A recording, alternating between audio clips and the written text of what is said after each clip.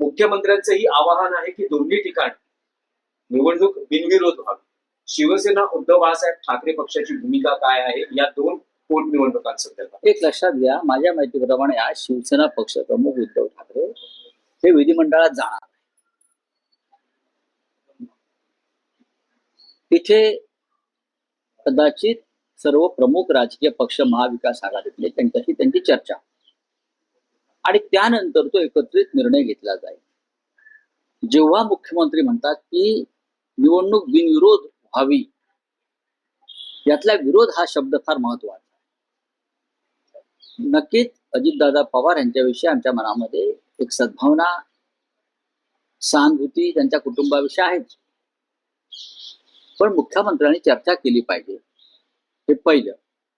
आणि जेव्हा तुम्ही विरोध म्हणता बिनविरोध, तेव्हा महाराष्ट्राच्या विधिमंडळाच्या दोन्ही सभागृहातील विरोधी पक्ष नेत्यांचं काय, याचे उत्तर त्यांनी द्यायला पाहिजे. विरोधी पक्ष नेतेपद न देणं यासारखा मोठा नक्षलवाद नाही. लोकशाहीच्या नावाखाली सुरू असलेला हा अर्बन नक्षलवाद आहे, लोकशाहीतला नक्षलवाद आहे. विरोधी पक्ष नेतेपद विरोधी पक्षांना न देणं यासारखा मोठा नक्षलवाद नाही मिस्टर फडणवीस.